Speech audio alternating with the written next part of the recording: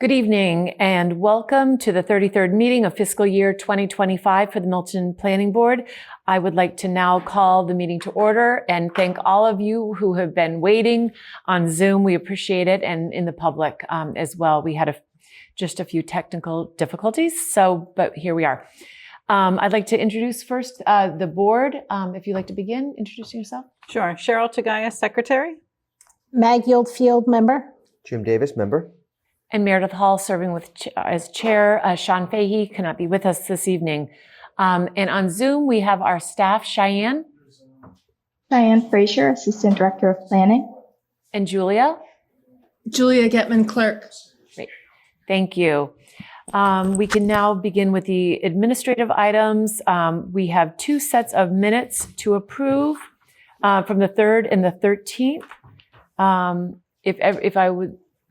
Somebody would like to make a motion to approve those minutes? I'll make a motion to approve the minutes from March 3rd and March 13th, 2025. Second. Okay. All in favor? Aye. Okay. Hi, sorry. That's all right.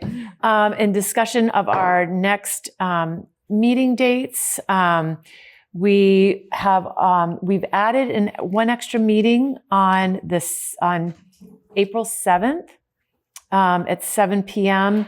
And that is just to follow up if there are things on the plans that UTL presents tonight to dedicate an evening to MBTA that night. And then we have our next regularly scheduled meeting on the 10th. And those are the next two meetings that will be coming up. Now we can have Cheyenne, our staff update. So one of the first updates was directly to the board. I had sent out an email for a site walk at the Ice House on the 5th. That's going to be with the trustees of the Affordable Housing Trust and with the select board just to view those affordable units. We should be getting lottery information soon to be putting on our website and, other web pages. So that's one of the upcoming items. Another item is we have our own public forum coming up on the 17th. And we went ahead and made a flyer for that.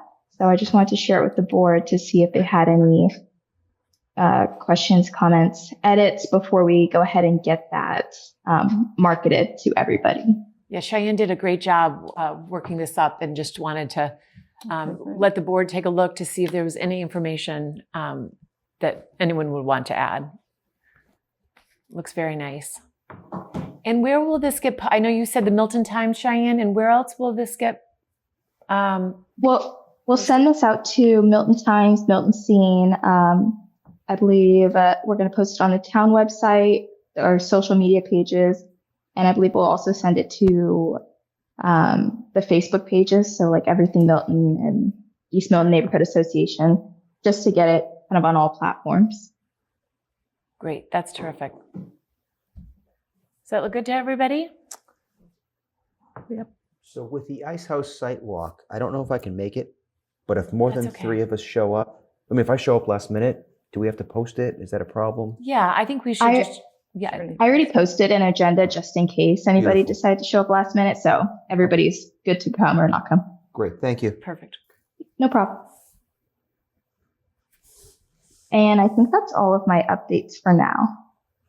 Great, Cheyenne. Thank you so much. That looks great. All right. So following this, I don't know if we have we didn't have citizens speak on here, but I just wanted to let people know that if there's something on the agenda, you're certainly welcome to speak on any of those items from the public. So we can now move to our presentation from the Blue Hills. Yes, if you'd like to join us. And I'm Russ Park. if you'd like to pull up a seat and sit right down. Okay. And pull up a microphone so you can folks on Zoom can hear you clearly. Great. Cheyenne, could you load the presentation?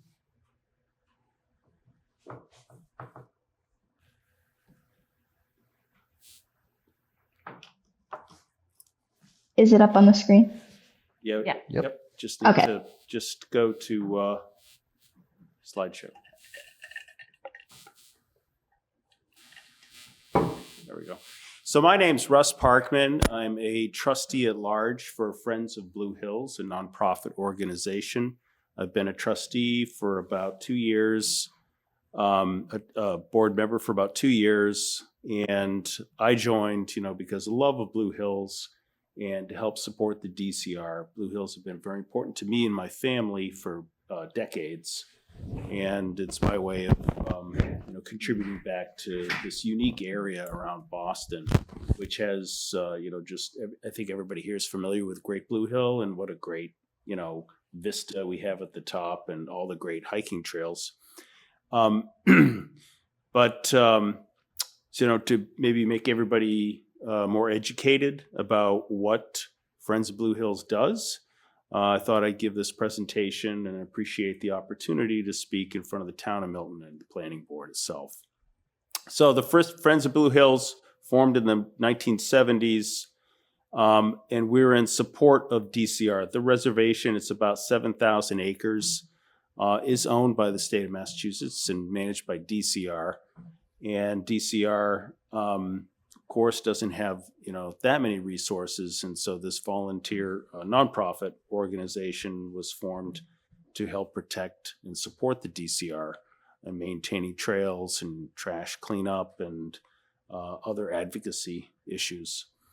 For 40 years, Friends of Blue Hills has engaged the public in activities to protect the park by preventing encroachments, increasing park resources, and improving park management. Next slide, please. So what is our mission? We started in the 70s, and we were pretty small, for a long time. Recently now we have over 1,000 members. Really, different from Mass Audubon or the trustees, Friends of Blue Hills, of course, doesn't limit access to the Blue Hills. Mass Audubon and DCR, you cannot access their property unless you have paid their membership fee, right? Their hiking trails. So, we understand that. We understand that our members really are doing this as an act of gratitude to help support and maintain the park because it doesn't, they can go hiking there anytime. They don't need us, right? So what we do is we're trying to help preserve the natural beauty, diverse habitat, recreational opportunities. We're an advocate. We guide enthusiasts. We encourage involvement, protection, and preservation. And we work with the DCR to maintain the quality of the reservation and provide public input. The DCR has limited staff. And so when you go out in the trails and you see how clean they are and how maintained, mostly it's because of Friends of Blue Hills and the volunteers that help us. We have corporations that come out, coordinate through us, and build bridges, maintain trails, build boardwalks. All this, the board itself is entirely volunteer, working board. And, we have a lot more impact than a lot of people recognize. We don't really advertise that much. You won't see our signs necessarily out there. I'm trying to get some signs out there to get a little bit more recognition so that people just don't think it's DCR land. But we do a lot for the park. Next slide, please.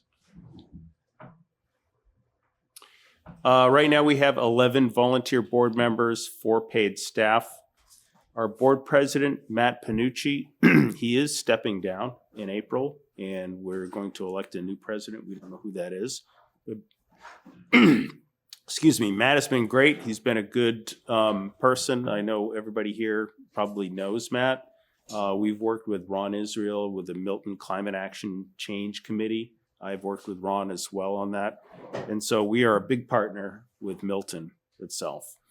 We have a relatively new executive director, Jen Klein. She comes over from the trustees. I don't know if you've got a chance to meet her or talk with her, but she's fantastic. We love Judy. Judy was a great executive director for 18 years, but Jen brings a little bit different energy and has expanded our influence, meeting with more state reps and more corporations and other communities to help expand our visibility and our influence for protecting Blue Hills. And of course, we have hundreds of volunteers. Our best volunteer event is always the monthly trail maintenance. We get people out there because it's physical and they can actually see what they're doing. But we also have other volunteers that help out with mailings, advocacy, reviewing, for example, planning board meeting minutes to see if there's any development that might be coming up. So we have a lot of volunteers that participate in ways that might not be visible to everybody. Next slide. So what do we do besides, clean up trails? Well, we do advocacy, like I'm the committee chair for the advocacy group, stewardship, and education. We run educational programs for little kids, and we have many hikes and many events that we participate in and try to educate, as well as meet with other groups. Like, for example, we have running groups out there, Trail Animals Running Club, where we promote, they want to run and the trail's great, but then we also try to institute something like, let's get some trash pickup, or let's not leave caution tape everywhere so you can mark the trails. Try to make sure that these activities are done in a responsible manner. Next slide. And then this is something that, I chaired, and it's part of the advocacy group, as we did what we called a buffer study. And we commissioned this about 2 years ago. And what we did was we looked at all the private property parcels that abutted DCR, the 7,000 acre reservation. And we wanted to know, what's under potential development, where could development be adversary to Blue Hills, where could we work with people such as planning boards to create responsible development. We understand property will be developed. It's part of your zoning bylaws. But if there's a chance, and I'll give you an example in a little bit, we would like to have some influence and some say, or be able to review at least some of the development which might impact it. Next slide, please. So you can see here, as far as Milton's concerned, there's the town boundary, and you can see the properties. And these properties, we had a consultant come in and put a risk assessment on individual properties. Of course, this information is public, but we're not bringing up property names or people who own these properties. The darker the color, the more risk there is to a type of development that might be adversary or impact the Blue Hills to a greater extent. And so, what I've instituted in the advocacy committee is someone to look at the planning board website, planning board meeting minutes, agenda, as well as Conservation Commission. And if there's a property that comes up that said, hey, we want to develop this into, a new private school or something else, we want the opportunity to look at the plans and then maybe suggest some activities or buffers or something that could benefit the DCR land and Blue Hills. So to give you an example of something where, this is pretty new in the town of Randolph, I did this similar presentation to them. We learned through a newspaper that right next to DCR property, they're putting in a crane company with 60-foot high cranes, and they're going to do maintenance on cranes. And if we'd have caught that earlier, we could have worked with them to maybe give us a 50-foot buffer with evergreens. That's really all we wanted. We understand it can be developed.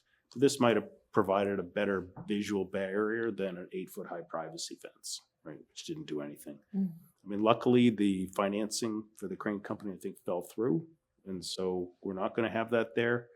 But that's an activity that I'm trying to help protect for the Blue Hills. So that's just my personal thing I'm doing right now with the Blue Hills.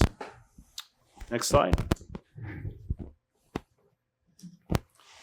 So, why is this, why am I presenting here tonight? Really, it's collaboration between Milton, Friends of Blue Hills, and DCR. We want to work with you. We want to understand if there's something that comes up and you have a concern. You're like, why might this be of importance to the DCR and Friends of Blue Hills? You can contact me anytime. You can contact Jen Klein anytime. I know Milton's going through quite a lot right now with the planning board, but just to keep it in the back of your mind, we want to understand your town needs and how that fits in with protecting the reservation and gathering community support. Most of our members, probably no surprise to anybody here, and most of our donors are from Milton. So Milton's been very generous to us. So this is why, this is important to present and express our gratitude and thanks to the town of Milton as well. Continue working with you. So that's it. That's great. Yeah, it's been a nice, I think, a collaboration. I know 2 of the CPC projects that were recently approved, one for the observatory and the other for the pavilion, are being funded by Milton. Yeah, the town, and it's a great working relationship, I think. yeah, to continue to. I think it is, and again, Milton, people from Milton are our biggest supporter, and so we appreciate everything the town does, and we look forward to continuing working with you, specifically with any development planning issues.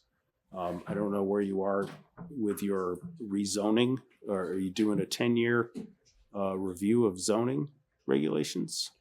No, we're up to our eyeballs in MBTA zoning, Okay. ADU bylaw. I East think Milton before Square that overlay. came up, your previous your predecessor to Cheyenne was maybe Tim. a couple of years ago. Tim was Could be. talking about looking Looking, yeah. at the rezoning map. But I know you guys are up to your eyeballs and Next year, probably. yeah. One thing we are updating is our open space and recreation plan, where we're identifying all of our parcels in Milton of what is conservation land, what is DCR, what is trustees of reservation, looking at opportunities to add more conservation when we can. It's always something that I think we're mindful of as we balance the development, smart growth. We also balance it with keeping in mind that we do want to maintain our open spaces if possible. And we feel very fortunate to have the Blue Hills in Milton. Yeah, thank you. Yeah. And when you get to that point, I'm sure that we would love to be able to work with you on that.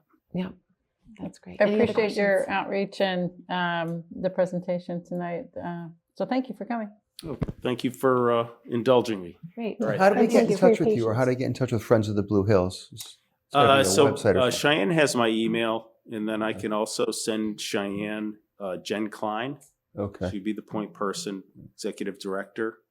She has meetings with state representatives who represent Milton all the time that I'm not privy to because I'm part of it. I'm not part of what she's doing on that part. But either one, will be we'll get the word out. And what's the best way if you want to become and join the Friends of the Blue Hills? If for was residents who thinking. are watching, Oh. who maybe didn't know that this organization exists and can help out. So if you go on the website, I don't know if I put the website back up there in the beginning, but it's friendsofbluehills.org. There you go. And there's a volunteer page as well as a membership page. And you can set up your donations right on the membership page. You can look, most people find out about trail maintenance, volunteer on the calendar, and then they can sign up online to do that. So either of those ways are a great way to be introduced to Friends of Blue Hills. Just the last question I have is, I've noticed that, and this is not the Blue Hills, and it's not because the Friends of the Blue Hills are not doing enough work, but the trash along 138 is so unbelievable right now. It's an embarrassment to the state, I think, and that's a state road. Are you able to advocate? I feel like the Friends of the Blue Hills should not be responsible necessarily for that. It should be the state. So any advocacy on that portion along the Blue Hills on 138. It's really an embarrassment as you enter into Milton. And it's not, again, on you, but I think coming from your voice and saying, this is our Blue Hills and this is what it looks like. Yeah, that's important to us, where people are throwing trash onto DCR land. Yeah. I mean, our focus, of course, is the 125 miles of trails. Right. Making sure Certainly. dog waste baggies aren't left there. And Right. Those are everywhere. It's amazingly clean Yeah. considering It is. how many people use it. So I'm pretty proud of that. Yeah. But the 138 issue where people are throwing plastic bottles and nips really- and whatever they're throwing off to the side is not great. It's not great, Yeah. period. And even the off ramp, coming off the ramp into, onto 138, it's really, I hope it's, as all of us can bring, our officials, our reps and senators can really draw focus to that. So Okay. good. Thank you. All right. Thank you. Thank you so Good. much. Thanks so much. Great. Okay, so we now, next we have our A&R, 560 Harlan Street. If you'd like to come and join us, thank you. Thank you. Nicholas Petrocelli? Great, and if you could just, yes, Yes. say it into the microphone. Yeah, just, Nicholas Petrocelli. great. Good, welcome. Thank you.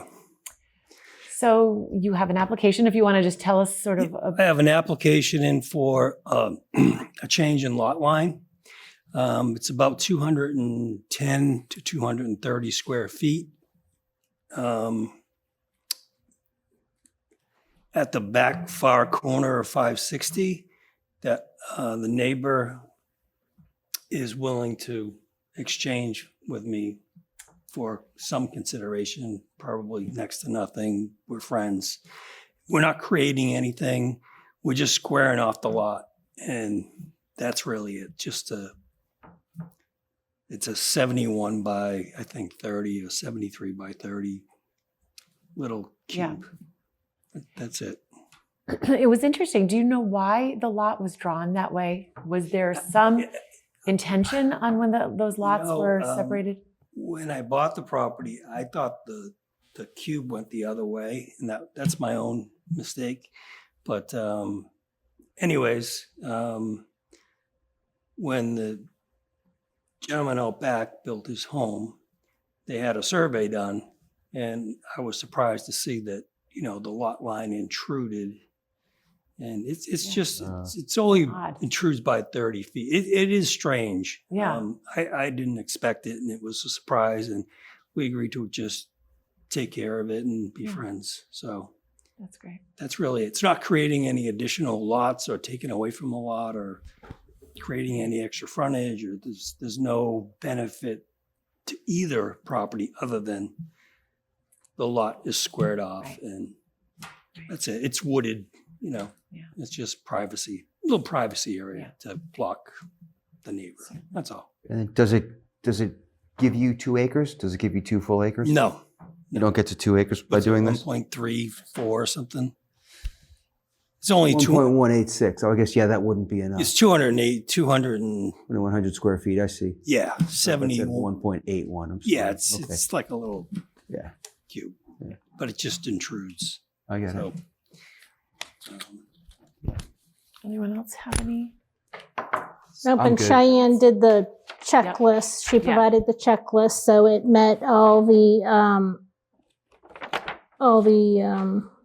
checked all the boxes for the application. So she didn't flag anything that was Yeah, I didn't. see. outstanding. So Yeah. I'm good. So I would entertain a motion then to approve the A&R application. So I'll make a motion to endorse the plan as not requiring subdivision approval for 560 and 572 Harlan Street. Is there a second? Second? Second. All in favor? Aye. All right. thank you. Great. Yeah, Thank thank you you. very much. Appreciate Thank you it. for yeah, coming. thank you. That's it. Wait That's for it. something in the mail, That's or Yes, you have, I think you dropped the Mylar. The Mylar is off. everything's been dropped off. Everything's in the office. Yeah, Yes. everything. So it'll go, It'll go out, or do I need to come in? Yeah, Cheyenne, Yes. will you need? We have the Mylar, so I can connect with him in the Monday when I'm back in the office. But we have the Mylar. We can get everything settled up with the clerk, and I think he takes it to the Registry of Deeds when it's all said and done. Correct. Okay. Great. Well, thank you. Yeah, we'll be in touch if there's anything. Thank you. Okay. Okay, great. thank you. Thank you so much. Appreciate your help. Yep. Can I just ask a question? Is there a lawyer associated with this transaction? I do have counsel, Jen Allen, and I'm going to ask her to handle it. Okay, yeah, it's unusual for the applicant to submit an A&R plan without counsel dealing with it, so. Okay. Can you email Jen Allen the contact information to Cheyenne? Sure. I have your card. I Me, stopped in the office and got your card the other day. okay, thank you. Okay. That's great. Great, guys. All right. Thank you. Thank you. Thank Have a you. pleasant evening. You too. Okay. So now we can, we just have a quick discussion on the vote, the final vote on the zoning articles for May town meeting, the site plan approval and accessory dwelling unit bylaw will be for the May town meeting. Just so folks know this, Nick has asked that we move both the overlay, East Milton overlay and the floodplain to the June town meeting. So we only have these two moving forward. When Maggie, Cheryl, and myself went to the warrant committee, there were just 3 items that the warrant committee, we discussed maybe having Peter Mello look at the language on those, which I did send to them. They've all been sent to you. There's 3 small, just minor little changes that I just wanted the board to be able to approve tonight. Cheyenne, if you could pull that up. If you want to do the Yes. site plan maybe first, or AD, it doesn't really matter. Well, I had a quick comment on the ADU. I was talking to Nick earlier, and just for keeping the document clean, we're thinking we want to put in a section name if you guys wanted to, just so that it's helpful for the town clerk. And then eventually when it gets passed, the town clerk can then stick it where they believe is right. Right now we're thinking we're going to make it section 275 3.23 in the use regulations section. So we just wanted to run that by you before we did that. Wait, can you repeat that, Cheyenne? She wants to put a section number on it. Right. Yeah. Okay, sorry, I We're was having gonna- trouble hearing. Okay, So right here, we'll make it section 275-3.23 under use regulation. okay. And Peter Mello was comfortable with doing that too? I believe he talked to Peter, but I only talked to Nick about that. Okay, we'll finalize that. That seems. Yeah, without the code book in front of me to see where I it falls know, in place, I don't really know what I'm approving, but if Nick's, I pulled I it guess up. at some point you just got So- to trust I'll pull it Nick up that he's going to quickly. be able to put this Yeah. in the right spot. And I guess We're I'm going to okay be with that. putting it right after the special permit memory care, so it'll be 3.23. Because this says by striking section 3.2, comma, subsection A, paragraph 6, and inserting the following, and then it says the section. Yeah, So, yeah. Just if you go to department, if you go to the clerk.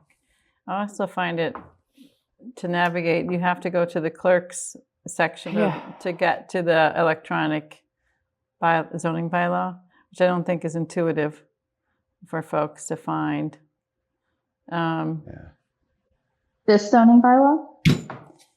The zoning bylaw, yeah, I got it from our webpage. right. But, well, okay, you got it from the planning department webpage? Yeah, planning board. Okay. So section, it would be adding right after he other just- uses. So, sorry. Yes.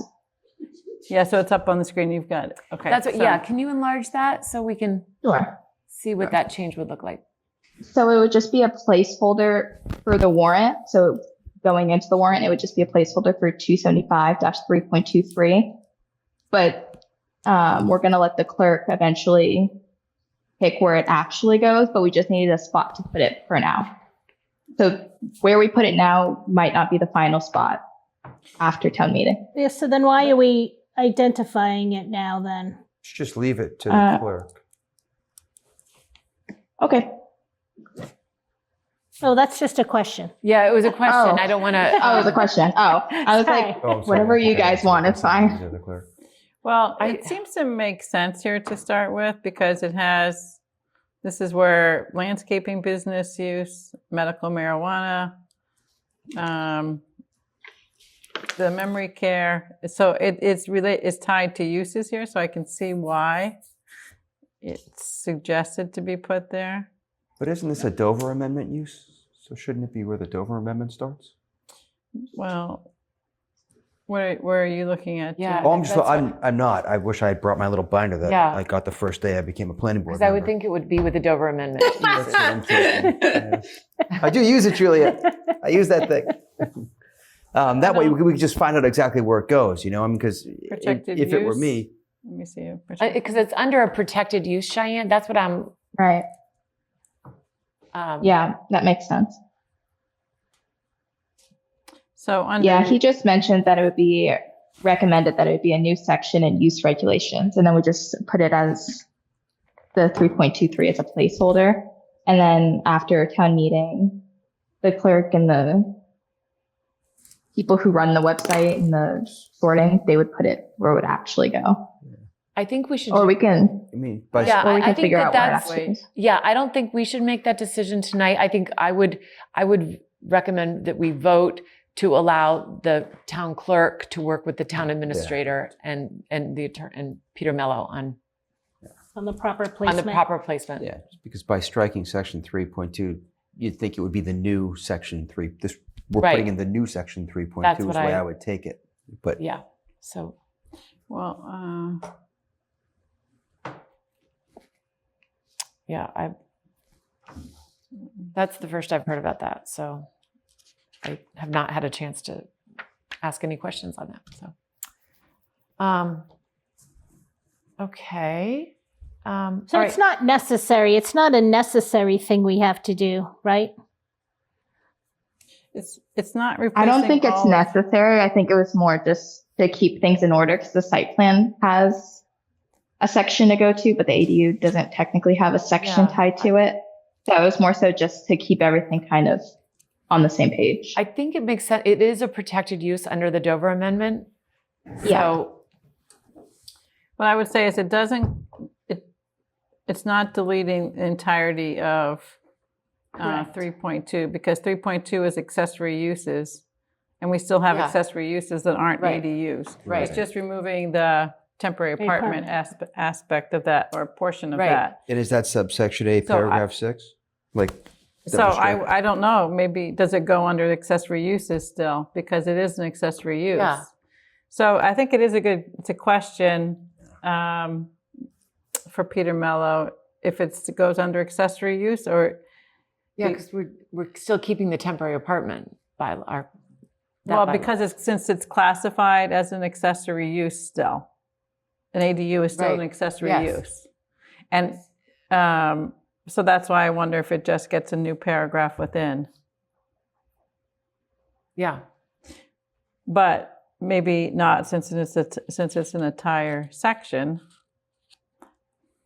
Yeah, I mean, it's a pretty big thing, right? 1, 2, 3, 4. We want to make it also so it's easy to find. Right. Because as we all know that things are not easy. Exactly. This is not a very user-friendly zoning bylaw as it exists Yeah. right now. And we're not striking And it- all section 3.2. So And it belongs under uses. We can agree Mhm. with that, right? Well, it So- just says by striking 3.2 subsection A, paragraph 6. Right, it's just that paragraph. It's just, So yeah. that what they're suggesting is putting in a new section under use regulations, which makes sense as a placeholder place.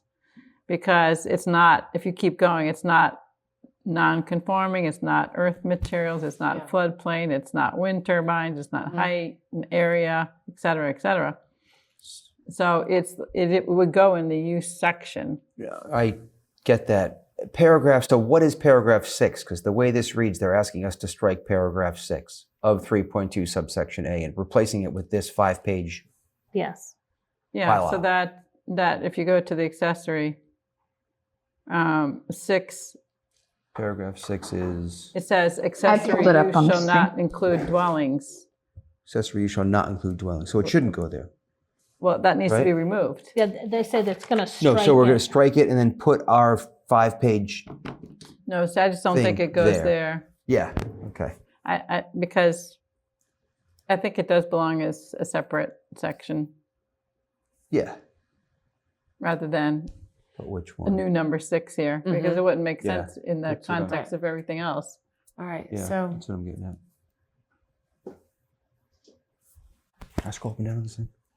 No, this is Cheyenne. would- That's up on the screen. Oh, okay. Yeah. Well, all right. So maybe that is a good recommendation for now, as a placeholder.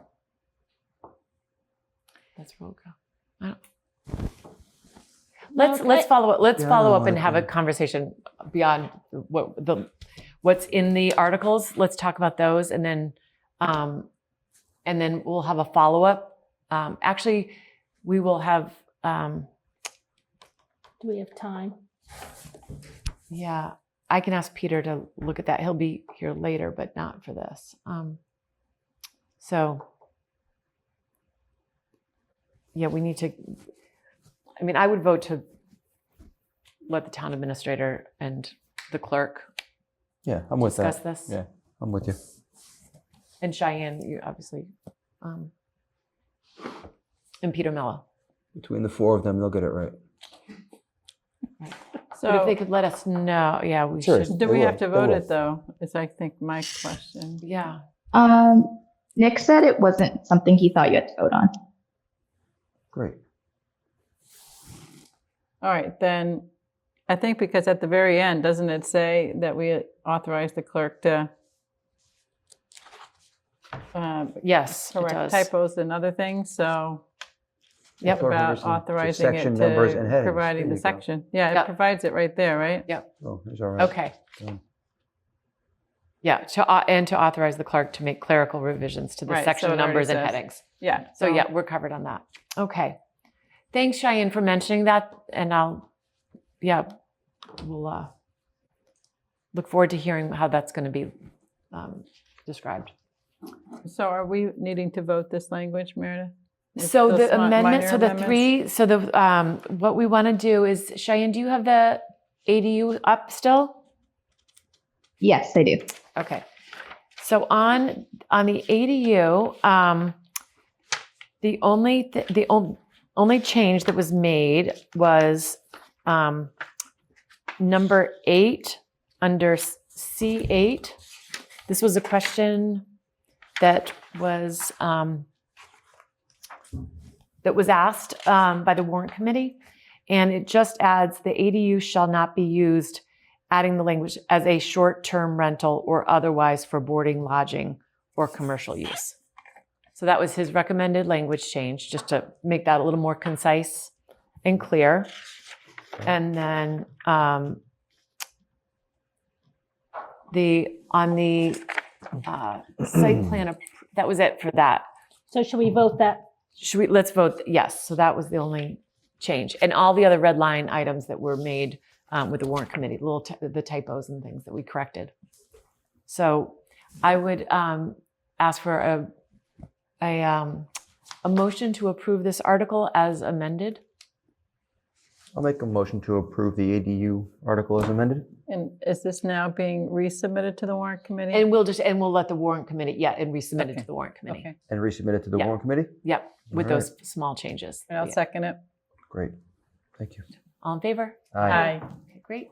And there were only 2 small things on the site plan approval. Those were on page.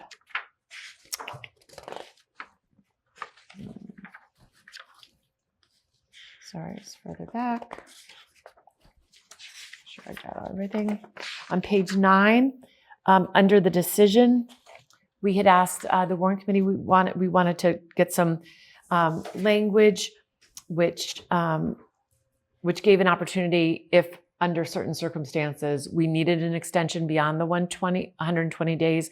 The warrant committee recommended that we get language from the attorney, from our town council on what that would be. And that's where he underlined on the last part of the O decision. For purposes of this paragraph, appropriate circumstances entitling the board to additional review time shall mean A, the applicant's consent to extend said 100-day period, or the board's determination in its reasonable discretion that based on the nature of the application and proposed project, the volume of material or information presented to the board in connection with the underlying hearing, the complexity of any technical or legal issues arising out of the board's review, and other similar factors, additional time exceeding said 120-day period is necessary to facilitate an adequate review of the application. So that was his recommendation to add that provision in.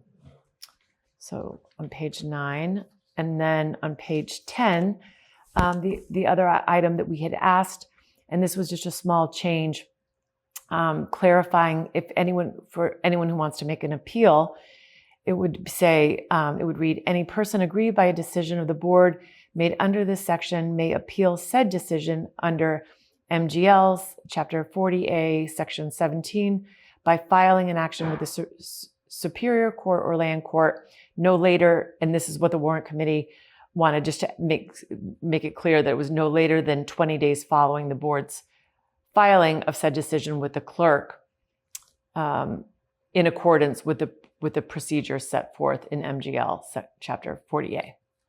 So that just was making sure that anyone appealing would be able to look at this and say, okay, I have to do this within 20 days. Yeah. And they just wanted I clarification. think that's a good idea. So adding that. I like that. So those were only the only two amendments to that. So I would entertain a motion to approve the site plan approval as amended, a motion to approve the site plan approval as amended, and forward it to the warrant committee, the changes to the warrant committee. So moved. Second. All in favor? Aye. Great.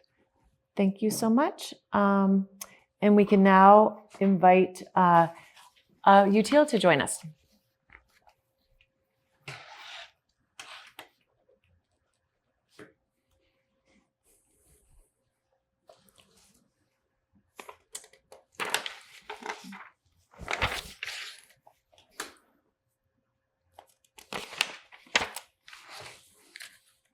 Hello again. Hello. Hello, Zoe. Hello. Zoe. I think Matthew should be on as well. Let me check. Looks like Great. it's just that he is. Okay. So let me pull up the relevant slides here. So for today, we were able to get through kind of a first pass at the statute plan that we discussed last time, and some updated calculations for the hypothetical adjacent community scenario. So we'll present that through with you. And we also want to just tee up some, just make sure that we've correctly interpreted the pieces that we were going to return to for the rapid transit work. So with that, let me share my screen. And we've also prepared a couple things that should enable us to do a little bit of live adjustment with you today, if the conversation kind of moves in that direction. So with that, Great. Thank you.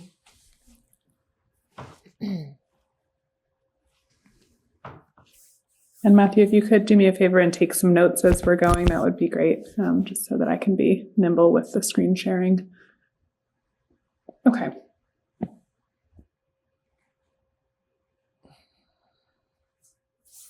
So today we thought we'd go through just a couple of refreshers, and then what I just mentioned, the sort of revised analysis on the hypothetical statute plan. I know that there are some more people who are kind of tuning in these days that may not have been involved throughout the entire process to date. So there'll be some things that I'll move through pretty quickly, just for those that haven't touched on this before, but we won't dwell on them.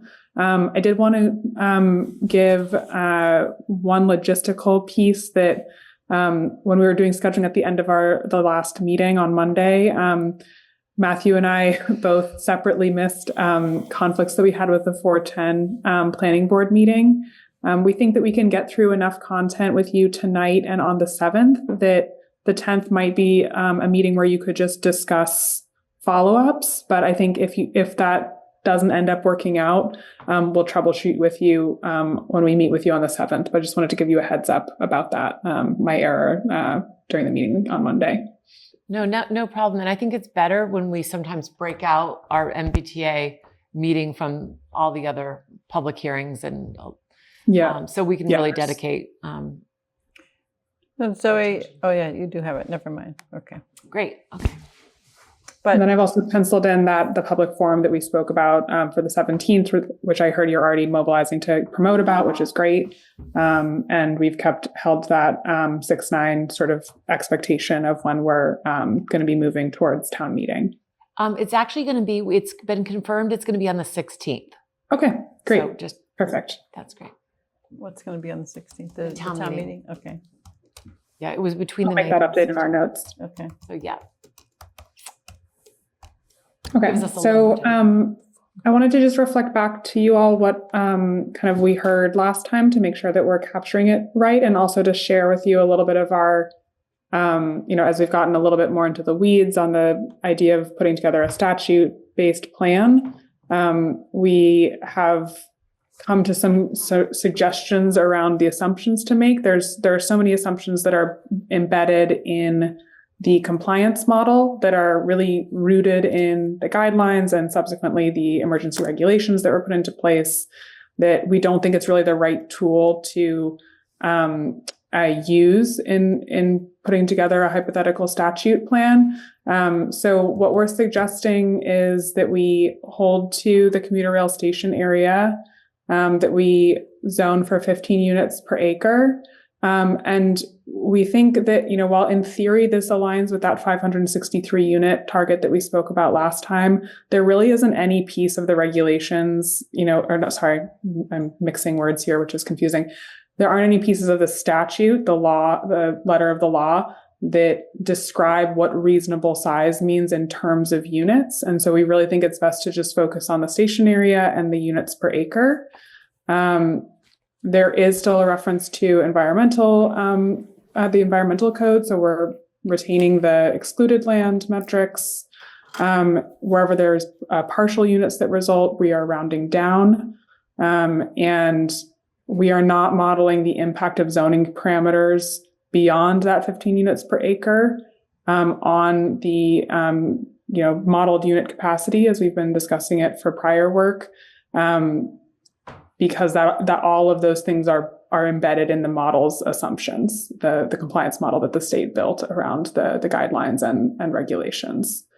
How does that sound to you all? And as I know, there's a couple of small evolutions from what we talked about on Monday. It's just as we were getting further into it, we wanted to reflect back to you our thinking on it and see how that feels. I think what I had requested was that we did.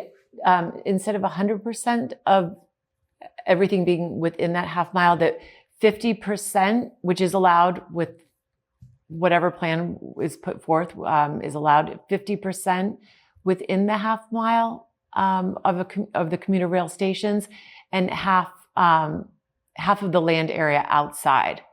But that's mixing the guidelines with the emergency regulations with the statute. My understanding was that this was to be statute only, and therefore I guess we could look at both, because I think if it's allowed by HLC, there's no reason why. HLC doesn't allow this method though, so it's like picking and choosing the things that you like and don't like about the method you're going to choose. I think we're not doing that with the 25% or even with the 10%. We should go with what has been argued is this method. Right.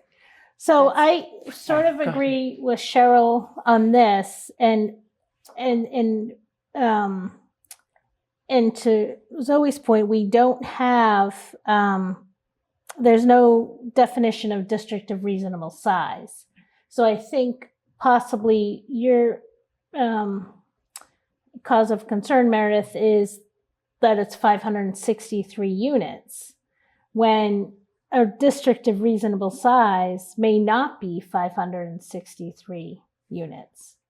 Mm-hmm. So that is for, I would assume, the town to decide what a district of reasonable size is.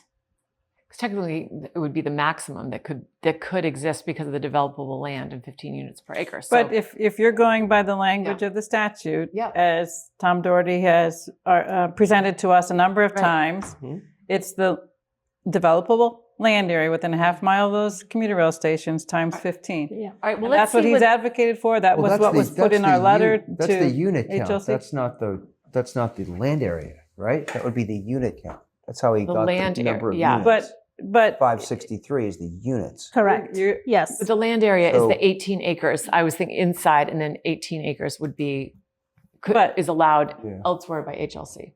I still think this plan is, to be clean, is disregarding the regulations because it's saying those don't apply. You can't then say, I want to pick this piece from the regulations and apply it. It's just totally inconsistent with the argument I that's being understand made what for you're this saying. plan. I You're right. understand what you're saying. But we could do a All right, district of let's. reasonable Well, size. Zoe has something prepared, so I don't want to. Yeah, so I think this might actually be a little easier to discuss with the numbers, and it's not going to be reflected back to you in quite the same way as the other ones because it's not rooted in the compliance model. But this what you're seeing here, this slide is just a summary of, you can see the statute text on the left like we had on Monday, and then on the right, I've replaced this with kind of the assumptions that are embedded in our sort of interpretation of just the text of the law and how we're applying that so that it's well understood.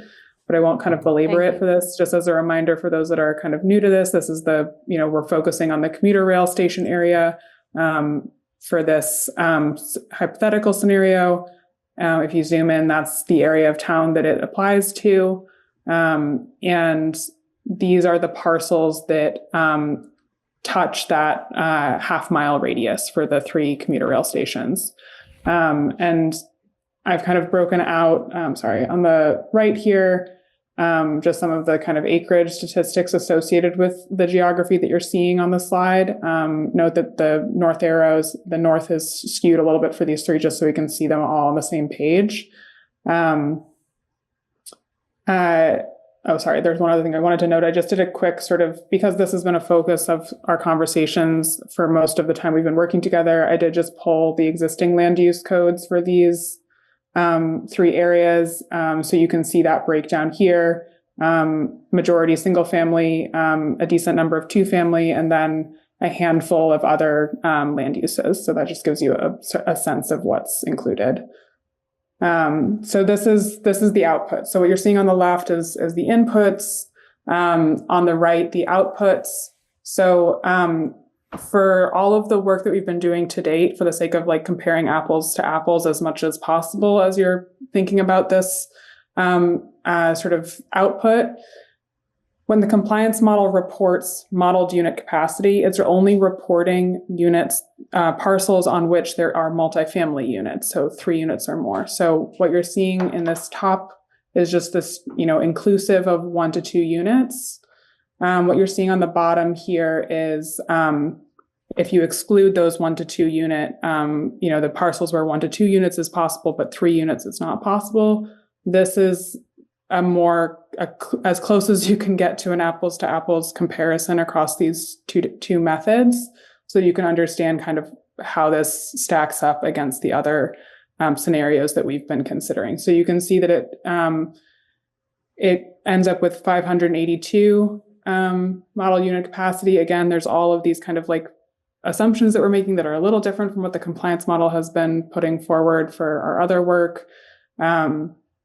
But that results in, if you sort of calculate it roughly the way the compliance model shares modeled unit capacity and density, that would correspond to 11.5 units per acre. And that's with only the developable land being in the denominator of that equation.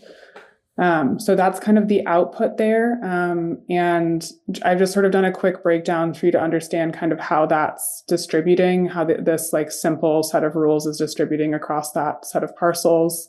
There are some parcels where there are no units that can be built because of parcel size or ownership. There are around 30 that can only build 1 unit, around 30 that can only build 2, no more. And then there's a little over 50 that can build 3 to 8 units, and 16 parcels that can build more than 8, just based on that 15 units per acre constraint. So that's kind of where we landed with this first pass. I'm curious what that prompts for you all, if this feels sufficient, or if there are other pieces that you feel you need to see as part of this to be able to sort of use it in the way you had in mind. I think I need to have you explain it again and can you tie it back to the map, Zoe? Yeah.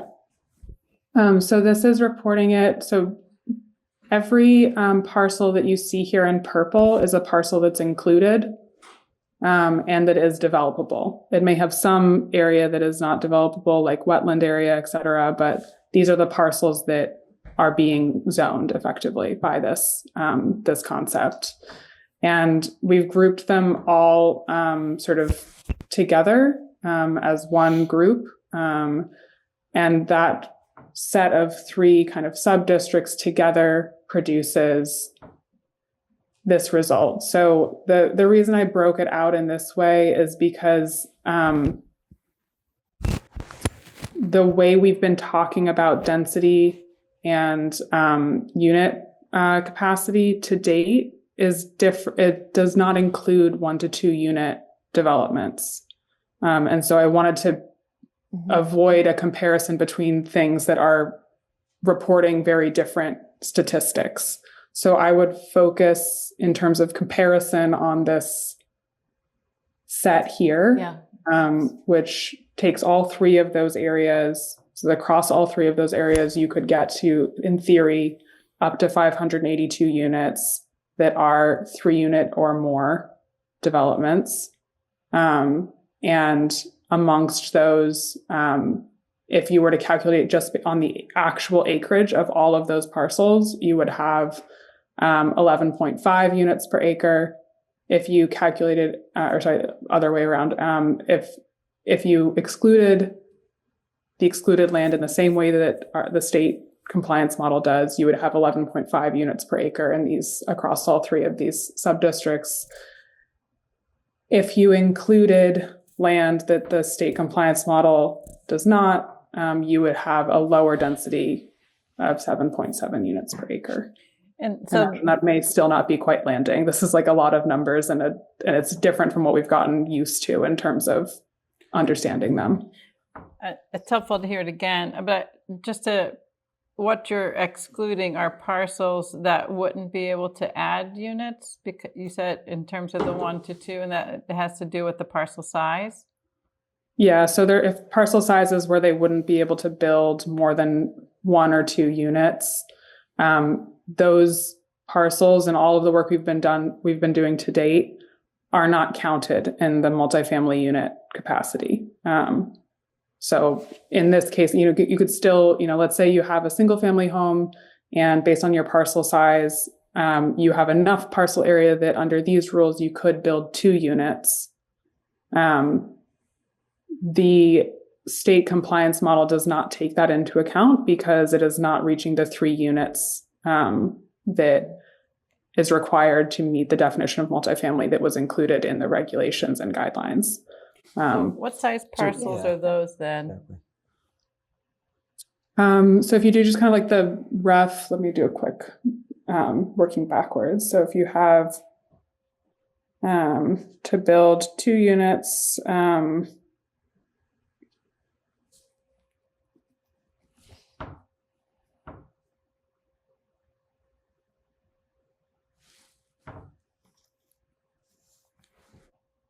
where I'm like actually pretty bad at live arithmetic, so give me just one moment.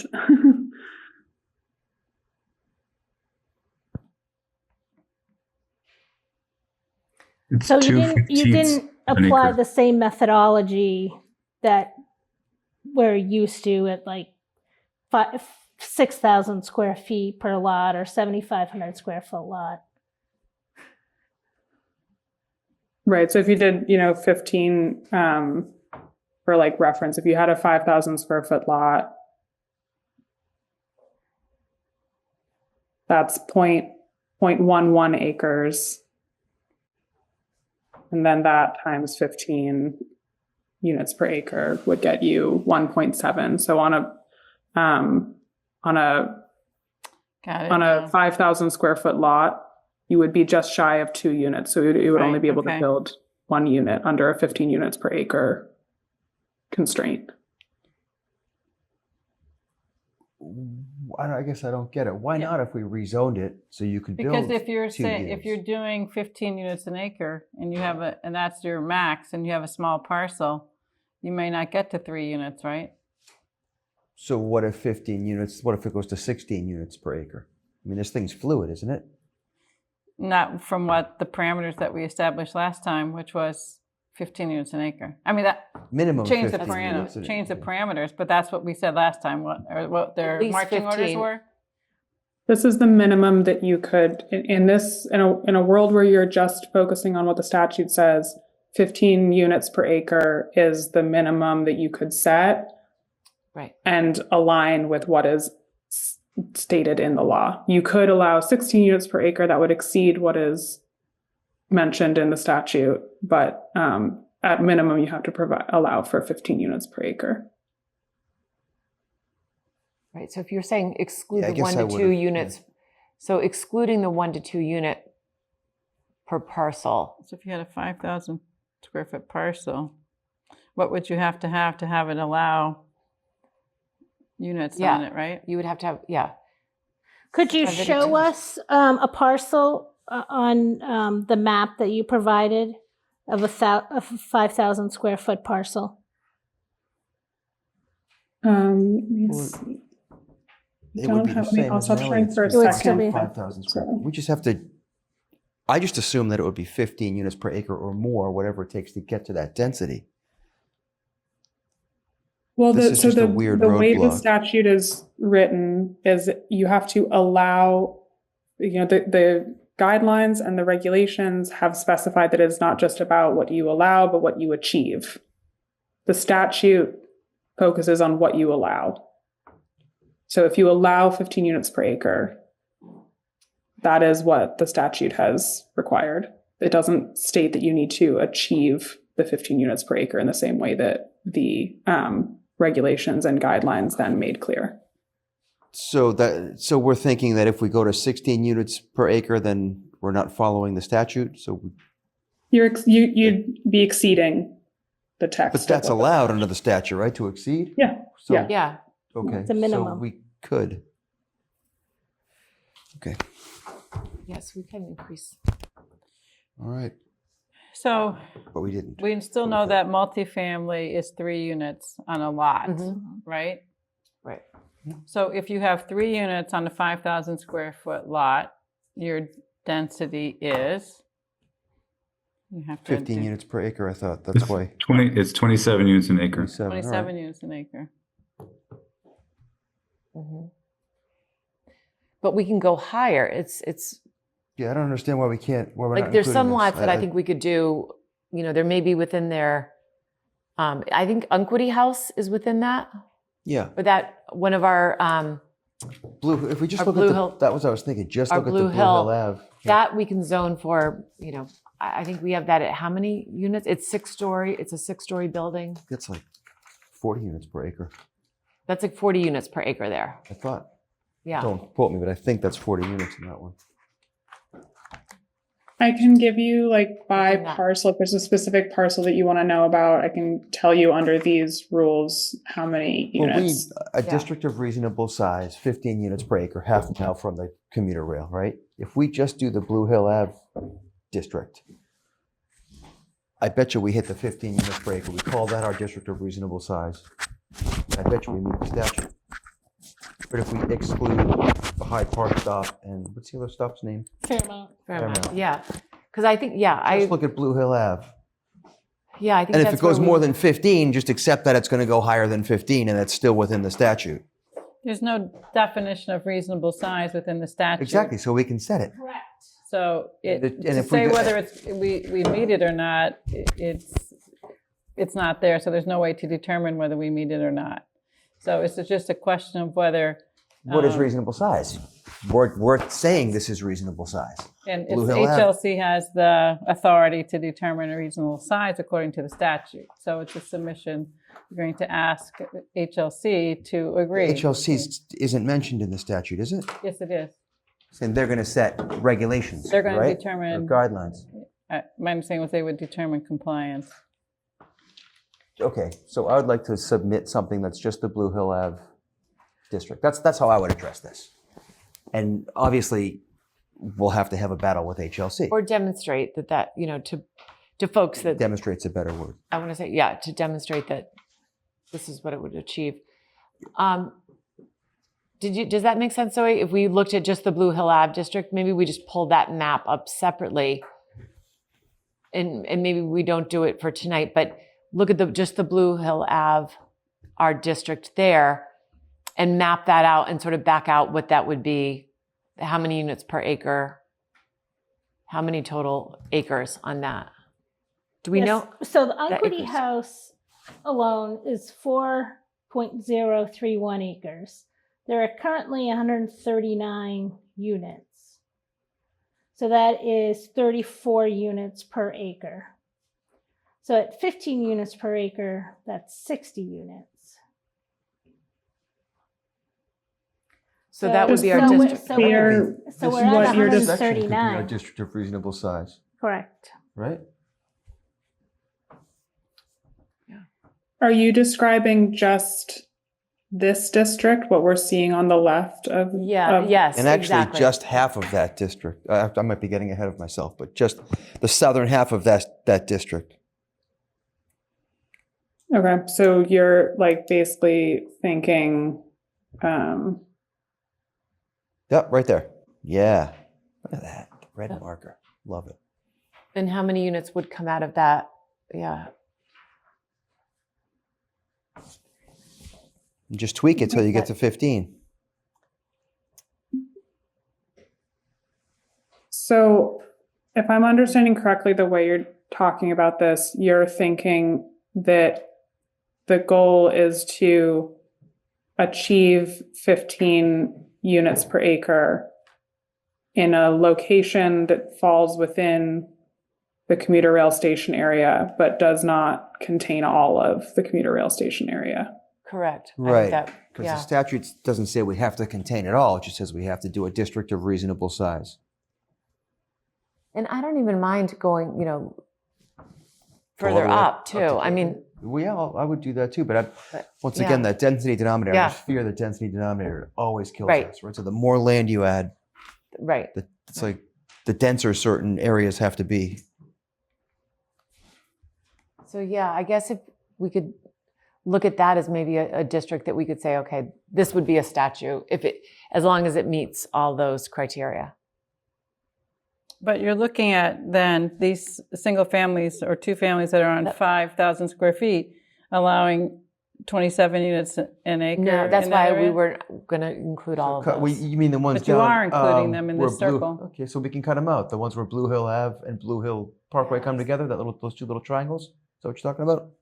I was thinking back at taking those out, keeping those out for. Are those the ones you were talking about? But I need Right, the the map. map's gone. Yeah. Can you put the map back up, Zoe? Yeah, it sounds like the parcel size is what you want to understand here. So I was just gonna try and put together a quick map that shows that. What was the piece that you wanted to see? It was The map we were lower- just on. Yeah, and it was the lower portion of the Mattapan Station map. Or the, Well, and this one's within the called map. Blue Hill Ave. Yeah, Blue right? Hill. Yeah. Yeah. So this All the way this- down south, yeah, those two little Yeah. triangular ones. Yeah, exactly. If you could omit those. We would not include that. Yeah. Okay, so just Yeah, right. And so you think like 10 acres there, 15 acres there is going to be deemed reasonable size for the entire town of Milton? I think it's going to satisfy the statute as written. It'll just, Reasonable size as written is 10 or 15 acres? What is For a reasonable town of size to you? That's small to me. Okay, so it's not to you, but it is to me. So I mean, HLC, I'm sure has a whole different Yeah. definition. So We you know So they maybe- do. yeah.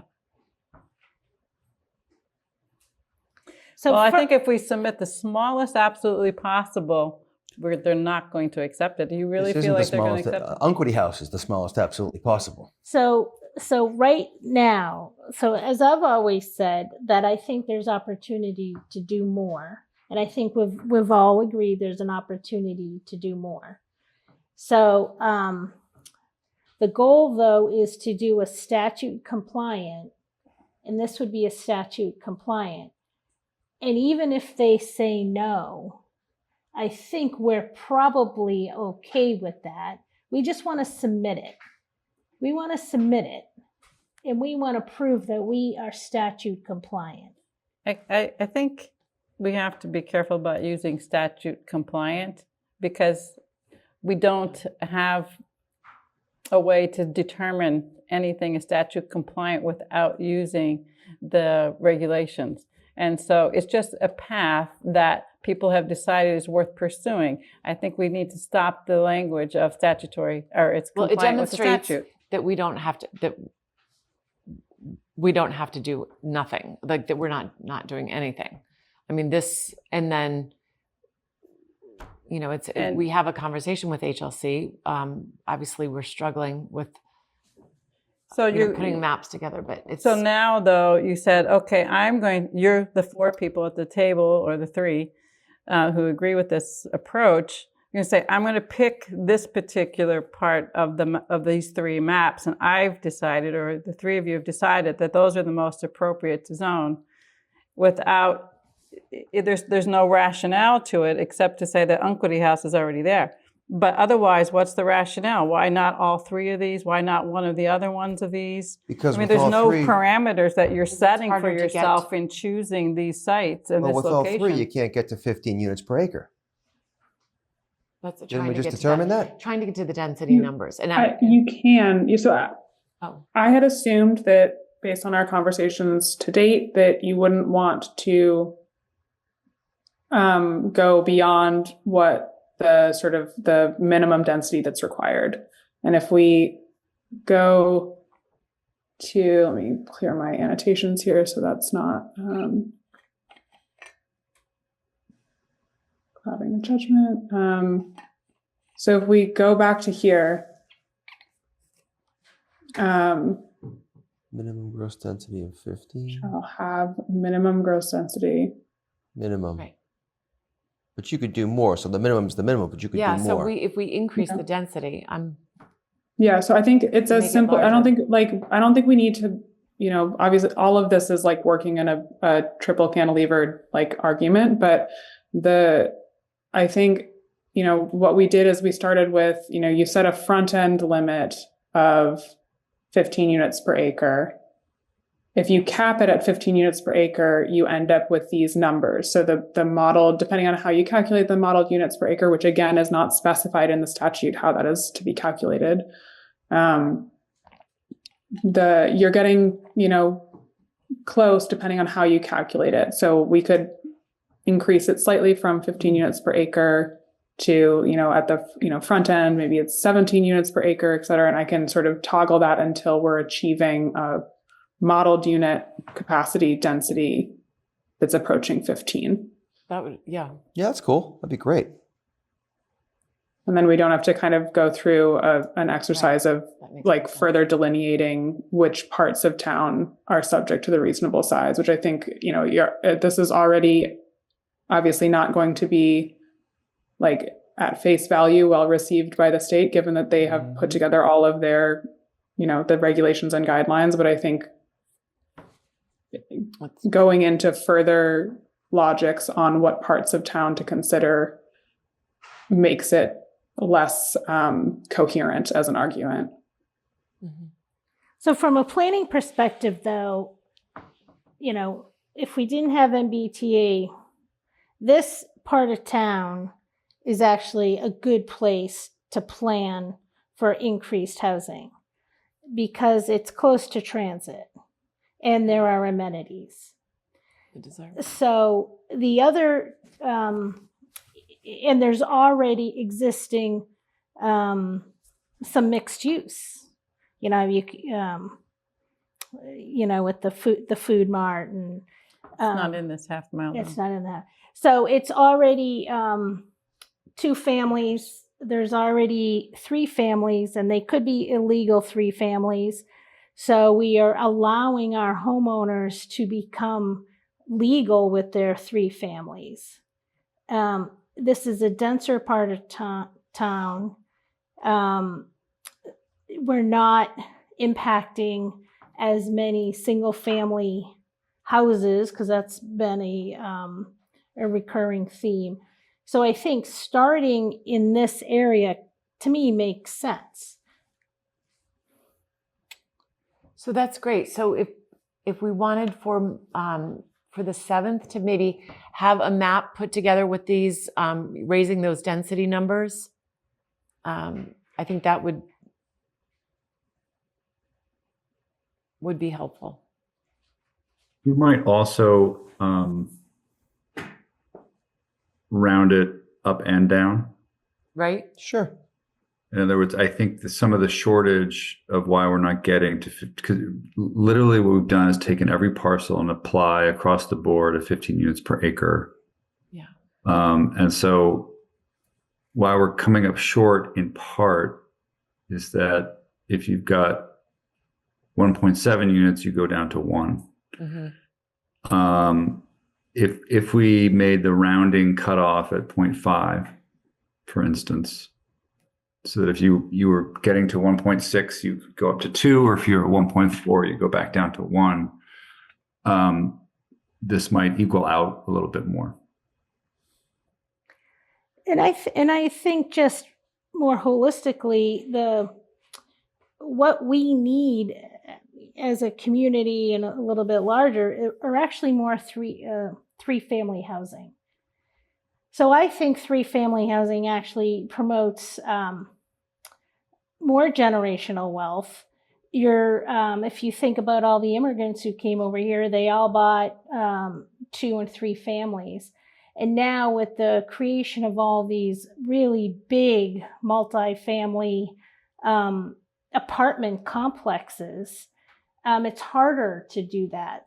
So I like the idea of being able to allow our current residents to be able to expand and capitalize on this, as opposed to having some out-of-town big developer come in and they capitalize on it.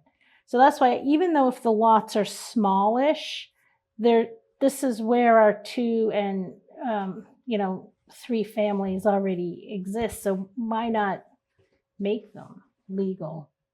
I don't know. They're not illegal. Otherwise, Well, they're not permitted. So I think we have to be careful about calling people's homes and where people live illegal, because we don't allow 3-family zoning right now. We don't have 3-family zoning. Correct. However, those were built prior to zoning being enacted, so they're pre-existing non-conforming and therefore illegal. So, the fact that you may want to do this zone for other reasons, I just don't think we should say, oh, we'll make these legal now. That is inaccurate. Well, it's offering opportunity, I think, is what you're Right, saying. yes, It's yes. wanting to create opportunity. But back to Matt's point is that some we can keep it a 3 unit, but others we can go higher, is what Matt's saying, Right. and we can sort of bump that up a little bit above the 15 units per acre average. Is that what I'm hearing, Matt? Matt, I'm sorry. He's muted. Sorry, I'm unmuting. I'm just saying, as a first step Yeah. to get the math to work, Right. we can tinker with the averages, right? And it's still an open question about whether the requirement is to achieve the gross density of 15 units an acre through the zoning, or to simply allow 15 units an acre. And I don't, I think you could read the statute either way. But I think if we fix the rounding piece, we'll get closer to, whatever the acreage is times 15. Okay. That sounds good. Is that? I just quickly did a rounding of them, rounding up instead of rounding down, and got to 825 units. And if we calculate it in the way that the compliance model is,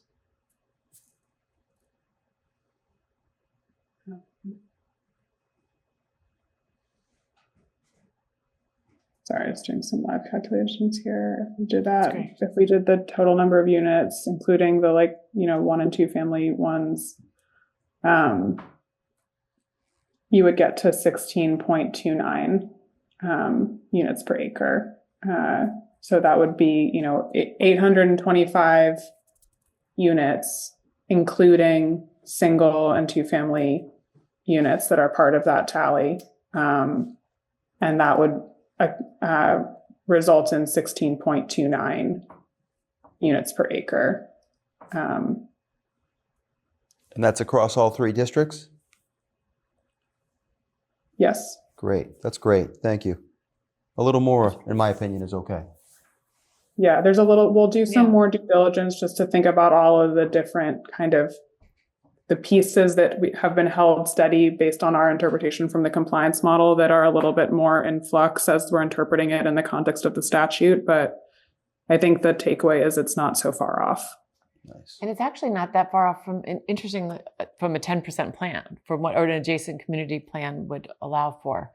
And it would probably actually create more real possible for real units being built. I think looking at these districts in this location super productive. because of the commuter rail location. Yeah, I think this is worth doing. Now, is there any way, I think I may have requested it before, sending us the compliance model so we can play around with it? The compliance model is itself is publicly available. Out of the data sets, we've put together a bunch of different interconnected spreadsheets to handle your modeling because it exceeds the what the compliance model alone handles well because of the number of districts you have and the incorporation of mandatory mixed use for the rapid transit. So essentially, yes, but it's more complicated than that because it's not a single, we don't have a single spreadsheet or a single set of spreadsheets that we've used to do all of this work. So if there's a specific, if you're interested in the adjacent community scenario 1 or the statute plan 1 or the rapid transit 1, we would be sending you different. Yeah, that's okay. Could you send all 3? With what districts loaded? Well, just with the ones that we were just talking about so that we can sort of play around with it as you're playing around with it. She's saying she would send you a statutory 10%, 25%, but then she's saying what districts? So the last slide sheet, the last presentation? Yeah, the last one. Yes. Yeah. So maybe the one at our last meeting where you do the 10 and 25% plus this statutory plan? Yeah, so even though because we're running so many different scenarios and each district essentially has its own, a compliance model can hold 5 districts. So because we have considered 20 districts, probably there are multiple compliance models and we have multiple spreadsheets that combine those models in different ways based on which scenarios we're working on. Right. So there's. So maybe we should maybe we should go on to the 10% and the 25% for now. And then once we get that narrative, you can say, this I'd like this version sent. Yeah, I think that the best way to handle it might be for Sort you of to narrow it down a little email bit. Cheyenne with the request that you have, and then we can be responsive to it in the specifics. There's just so many like Yeah, Cool. Gotcha. different details that combinations. I think it'll be easier that way. Okay. Good. Okay, so that would be great if you could provide So- a district on that. I just wanted to understand too, you said in the beginning of this discussion that you didn't put in any other dimensional criteria or standards. So if we did say like height cap at 3 stories or 2.5, probably 3 is commonly there, but would that change anything in terms of, because we're not running it through a compliance model, right? We're just, Yeah. In reality, it would change right, what could get built, but in terms of the letter of the law, without the compliance model, the regulations, the guidelines, there isn't a mechanism to consistently estimate that. That's part of the reason why the whole compliance model was built, was to be able to estimate the impacts of those kinds of form-based zoning parameters on units that could be built or could not be built. but if we were, sorry, Zoe, were you finished with that? No, I was just going to say, so in other words, we can add those in. There's not a, apart from reinventing the compliance model, there isn't a way that we can describe how those form-based parameters would constrain unit capacity. So it's something that could be included if this is what moves forward to town meeting, but it would not have a direct impact on the unit estimation process because we don't have a compliance model to rely on to consistently predict those numbers. Okay. And open space, anything else, the same? Any of the parameters? Same. Right. Yeah. I mean, Okay. it does have a real impact, and we can, we do test fits all the time to confirm those things, but at this scale, that's really what the compliance model is for, Right. to be able to do that crosswalk between the two. I think the cornerstone of the model is that it presumes the unit is 1,000 square feet. In this scenario, there's no such presumption because it's just purely units per acre, whether they're 600 square feet or 1,200 square feet. Or 2,000 square feet Or 2,000, exactly. And so I don't think it would change dramatically the number of units because units per acre is very definitive. You could only estimate the impacts of setbacks and heights and that sort of thing if you had an assumption about the average size of the unit to begin with. And the compliance model also factors in parking requirements and open space at a minimum of 20%, as I recall, right? Yep. And that's how really zoning has always been, and that's a little bit more organic. You might have, a 500 square foot unit, or you might have a 1,500 square foot. And that's how neighborhoods were naturally and organically created. Depending on parcel size and Depending on- shape. And Yeah. just to be clear, the 1,000 square foot per unit doesn't require that under the zoning. It's just a metric that the state is using to be able to compare apples to apples across many different communities. It's not a requirement that's embedded in the zoning. That is interesting. I think though, just in general, the 15 units per acre is pretty easy to get to, even with some dimensional constraints. When you think of the triple decker on a 5,000 square foot lot is almost twice that density. Right. So just to get a kind of visual on what 15 units an acre looks like, it's even less than that. But would we also have parking and open space with that with the triple deck around 5,000? I guess we would have open space, but not 40% maybe. Yeah, they usually have. I mean, that's just sort of a typical scenario. Yeah. Sometimes the lots are bigger, but usually there's a little bit of a front yard. There's always some backyard. There's usually a side yard with a driveway or something similar. Okay.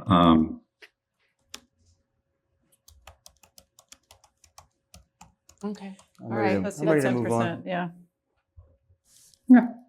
All right. Thank So- you. This was great. So I think it's clear the pieces that you want us to move, sort of refine with this. We'll come back to you with those revisions for the 7th. I'm going to go through the adjacent communities, but community scenario calculations that sort of build on what we talked about on Monday. But as a foundation for that, I just wanted to kind of toggle through the districts that we've been including thus far and the ones that we're considering as we're kind of looking at swapping districts in. This is also a way of confirming as we prepare to do the rapid transit revisions that we discussed on Monday, making sure that what we heard from you on Monday and how we've sort of interpreted them and sort of drawn them out is consistent with what you had in mind. So just as a sort of a reminder to toggle through these and sort of adding them to our kind of collective image here with the relationship to the transit areas and such. This is the Blue Hills Parkway corridor that we've been working with, the Mattapan Station subdistrict, the Elliott Street corridor. And just as a note, the sort of pink color here is the density denominator deduction layer. So that's the areas that are considered undevelopable, generally based on environmental constraints. So you can just kind of see like the interaction of those with the districts. This is the test fit that we did to confirm that a 6,000 square foot parcel could accommodate the number of units it needed to while meeting the other form constraints like a 0.5 FAR, over 40% of open space, the setbacks that were discussed. So this was the basis of the rule set for Elliott Street corridor. For the Mattapan Station, the Milton Station collection of districts, we have the mandatory mixed use ones and then the straight 3A residential only ones. The Granite Ave districts that we spoke about last time with that added sort of pieces that are in play relative to the state, sort of giving some special consideration to the unique siting conditions that you have for Granite Ave North. And last but not least, the East Milton Square one. So those are the base districts that we've been talking about for a long time. I just wanted to have that kind of fresh so that we could, as we're talking about these new ones, we could kind of more easily compare back and forth in relationship to them if need be. So these are the set of 6 sub-districts that we talked about on Monday, and the sort of the unit numbers that I transcribed for what was sort of felt reasonable on those sites that was sort of comfortable and that the planning board would be willing to consider. Is there anything that jumps out to you in here that does not align with what you were thinking? Well, the Randolph Ave one is not, with the access for it, is not in line with what I'm thinking. Well, right, you would prefer to have that one not be zoned, correct? Yeah, or greatly or reduced. I'm okay with leaving it in, but not at 120 units. I think. What do you think it should be at? Um, It's already a 40 unit 40B there. so it's 40 It's over units. 5 acres up there. It has an access saying, road 20 units an access. acre? You know? It's ran the numbers with the right of way included, it's 6.2 acres, but so there's like a private access drive. And that includes the 40 units already. Does not. It does not. So that here, would let be me then toggle 160 to units. that one second, and then we can come back to the other Well, ones if we as we created it discuss. as all one I think, district. let's see then what they have in the So, presentation. It would be these 4 parcels. These 3 Oh, it does. have I'm a sorry, shared it owner. does. This is the it does 40B have the site. yeah. It includes the 40B, the 40. 120. So So 120 So it's minus 80, the 40 it's units? 80. It would be 80 units. Net new? then again. I mean, this property is going to change hands most likely. And something will be built up And there. something's going to be built there. And if we don't give an opportunity for it, then we won't be counting it towards its own capacity. We'll be getting units. So it makes sense to me to keep it here and makes sense to think of the density at a level that would be an attractive alternative to a 40B. Because the approval process through an as-of-right zoning would be much, and with a site plan approval, would be much different than a 40B approval process. And it might go 40B anyway. What we're doing right now, 80 units up there might not be enough. I'm just saying, to me, it's too much. Well, so maybe we could dial that number back. Can we just have Yeah, them let's run have through Laura- yeah. the presentation let- of how they did it with these numbers and see what it looks Yes. like? Yeah, let's keep going, Zoe. Thanks. So I haven't run the numbers for these ones yet because this is associated with the rapid transit ones. We'll have that for you on the 7th. But I can, if there's a number that you want us to test in addition to or in lieu of the 120, I'm happy to do that and show you what the results are next time. We just didn't have time to do the full modeling of these ones. So can we go back to the number right? slide then again, Zoe? She said in addition to, so she can run too. So tell her what you want. Like I'm happy So with if- 120, if- but if you want to see 80. Sorry, you meant this one, right? If this 120 units is inclusive of the site that has the 40B at 40 units. So you can think of that as it's a delta of 80 units. Mm-hmm.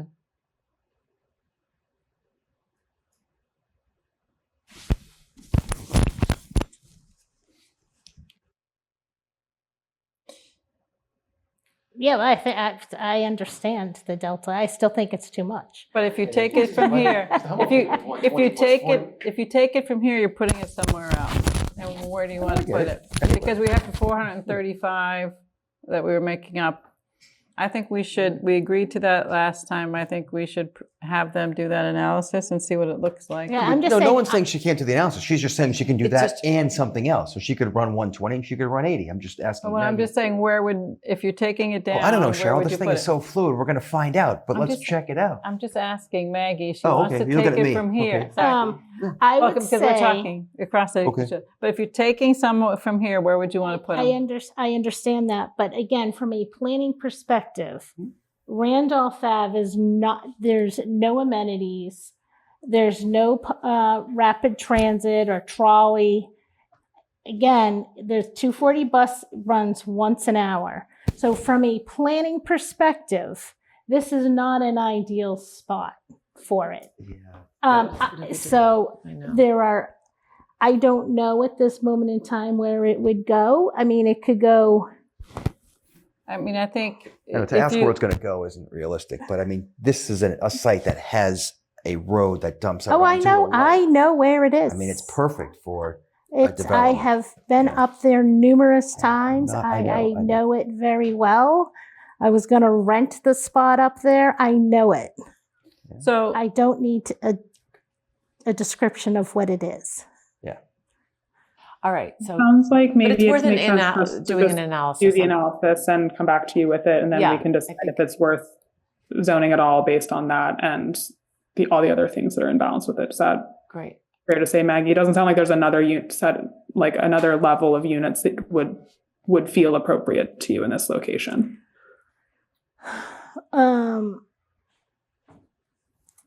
So I think I if we don't could go, if we could lower I'll that. think about it. Yeah.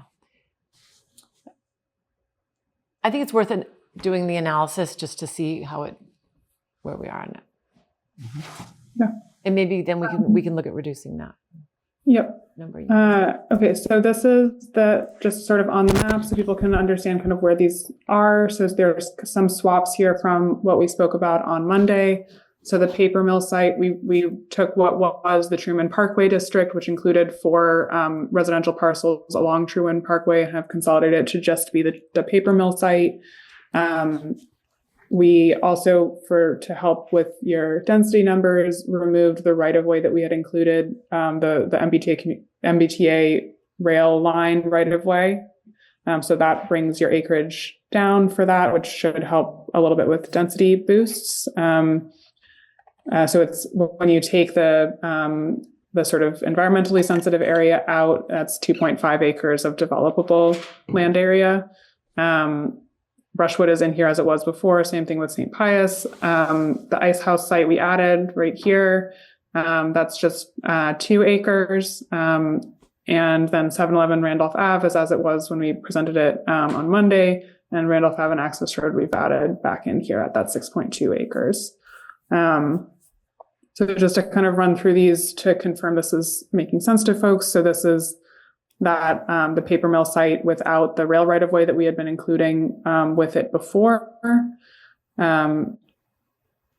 This is close to the Fairmount Station commuter rail stop, and the Brushwood site that we were looking at is right here. So they have a adjacency to one another. The St. Pius one is, as we were discussing before, it's just a standalone parcel located near the Reedville station. And then the Ice House site, this is, I think, has a weaker argument than the other like standalone parcels that we're looking at, the Granite Ave North and the paper mill site, because those have really tangible physical barriers, infrastructure barriers. Whereas this one is just a larger parcel within a residential context. So this is, I think there's a less chance that you'll get special exception from the state on this one. It could be one where you look at consolidating it with some adjacent parcels to create a district that does meet the 5 acre minimum. I'm curious if you want us to look at that or if you want us to just run it as a standalone and understand that it might not pass muster with the state as a standalone parcel. It'd be nice to have a backup if that doesn't. Yeah, maybe just run it another as a district. standalone just in case, but Then analyze understanding another- it's, yeah. And then we analyze another district somewhere. Because I think we talked about Brushwood being too large, right? At our last meeting? I think I could have swore we talked about that. just Brushwood being too generally is not, when we've plugged it in to swap in for other districts, it has not helped your numbers significantly. It's done fine, but it hasn't, it's a little bit less dense and a little bit larger than what the other districts it's sort of swapping in for. So it, might not be one that makes the final cut, depending on how it all shakes out. So we may have to add a few more somewhere. Okay, so it sounds like the inclination is to run it as is, and if it just have other alternatives available. Is that a So a fair question, summary? since Monday, and you've had time to think about these and these locations and these numbers, does it make sense to you to run these, except for this one, which you've just expressed concern about the rationale behind?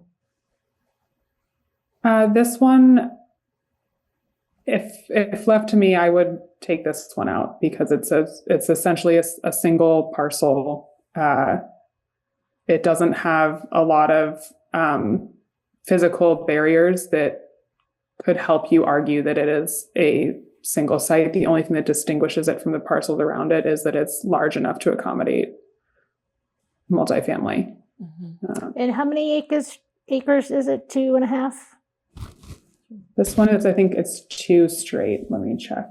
It's just 2 on the dot. I think it's like 1.99 or something. Okay, so maybe we leave that one out. But we'd have to add another one somewhere. Do we? You're think not, so. you don't need this in an inherent sense. It's really just, I know that there was a desire to kind of spread the units that you need to make up for across as many sub-districts as possible, to be able to achieve that in a more distributed way at a lower density.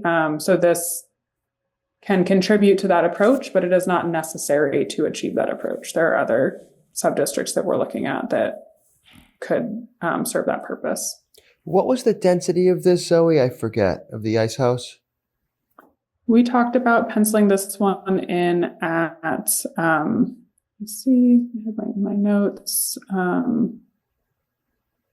at 54, maybe 70 max is what I have in my notes. So that's like 35 units an acre, 30? So that's pretty dense. Yeah. 54 is what's on it now. Even at 54, it's 27, but Yeah, we 54. pencil, we add a few, it gets us. I'm just saying, if we lose that, we lose 30 units per acre, which is the key to all this. You got to have dense parcels to make up for the non-dense parcels. Sounds like yeah, it'd be worth just- us running with it and without it. Does that Okay. Yeah. make sense? That'd be And great. You can easily see it, how Right. it, That would be what helpful. role it's playing. Cool. Because we're basically for the rapid transit analysis that we're doing now, based on the guidance on Monday, what I'm planning to do is basically take this collection of districts at this density and plug them in for plug all of them in for for East Milton Square.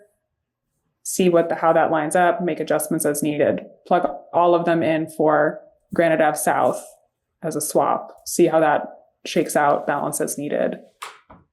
Plug all of them in for both Granite Ave South and East Milton Square and see how that one shakes out. So it's kind of like an aggregate approach based on what we talked about last time. So it sounds like I would do that with the full collection of these sites, and then I would do a version of it that drops Ice House out. So And drop East Milton Square, right? East Because Milton Square, East Milton Brushwood. Square was one that she said that. you did. Okay, I'm sorry. It's hard to hear. So. So Zoe, one other thing. Can you go back to the access road Randolph Ave site?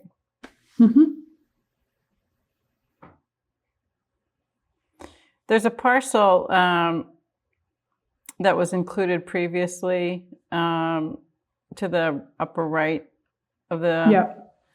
And you don't include that here. What was your thinking for excluding it? Yeah, we did a little bit of research with Cheyenne and Nick on that. Let me just pull up our correspondence to remind me what our rationale was there. I think it's landlocked. I think it was an access issue. So this is the complexity here is while access road exists physically, it still requires like explicit like legal permissions to use it for that purpose. And so so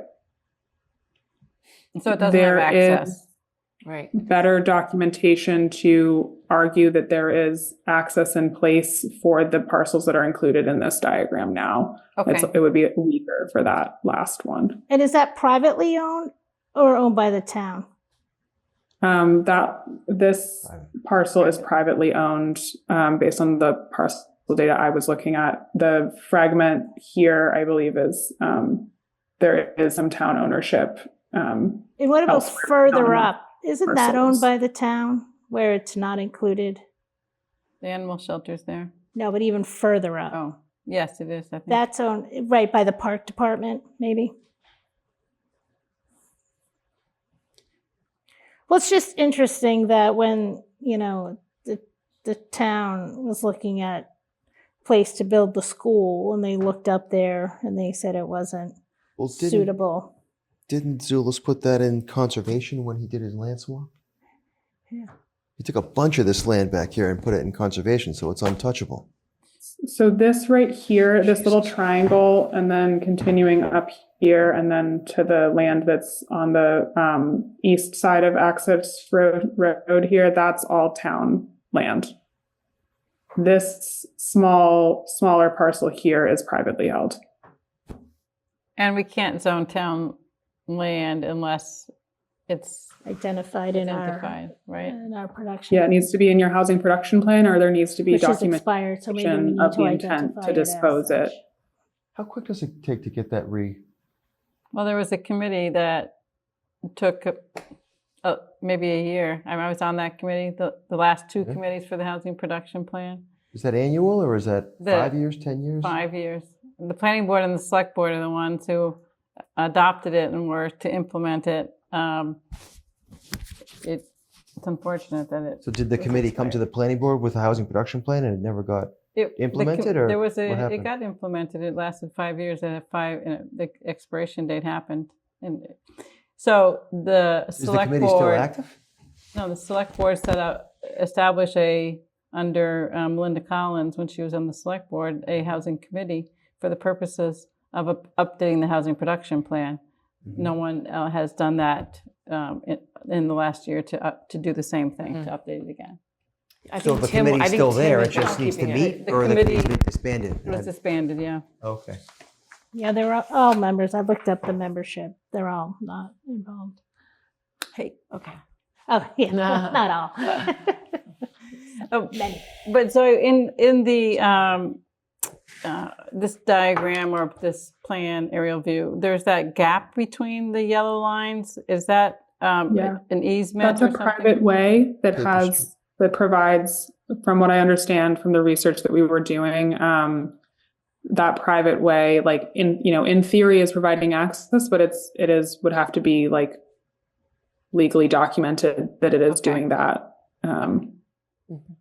All right, thank Access is something that the state does look at closely, but if there's a sufficient documentation, even if it's unconventional access, if it's well documented, it still can get through. It's just, we need to make sure that we have that documentation in place, which is why we thought we'd focus on these ones, because they seemed like they had the strongest case. And just with this set of 4 parcels, you can get to the 5 acre minimum. So you don't really need that last one. All right, thank you. And it wouldn't be considered spot zoning if it's all one single ownership, is it? This does have 2 owners. There's an owner Correct. for the Today Right. it does. Correct. The spot zoning isn't typically argued based on ownership. It's typically about the relationship of the parcels to the fabric around them, and if there's a something that distinguishes those sites in a more inherent way from what surrounds them, that is the logic behind the distinction that is guiding the regulation. Because I always thought it was more ownership. You didn't want to just zone one particular zone property when if it was just a single owner. It's part of it, but it's in combination with a lot of other factors, and it has to be that it's trying to prevent special treatment for individuals that is not rooted in a planning logic. So Yeah, so ownership is again, one the of planning logic for me is there's no amenities, there's no access to, reliable public transportation. So the planning logic here for me is flawed. The bus line is reliable, Maggie. So not for my employees take that bus line. It is not reliable. Okay. Just to be clear, it's about the distinction of if you're drawing a boundary for a particular zone, where you're drawing the boundary is the thing that has to pass muster for spot zoning. There has to be a reason why the boundary is in that location and not one parcel over. So what you're talking about is a valid point. It's about like the bigger picture planning rationale for why you would want to zone for something in this location, but in terms of distinguishing one parcel from another, it's really about, is there a planning logic that is solid, that distinguishes that set of parcels that you're looking at from the ones that are on the other side of the boundary you're drawing.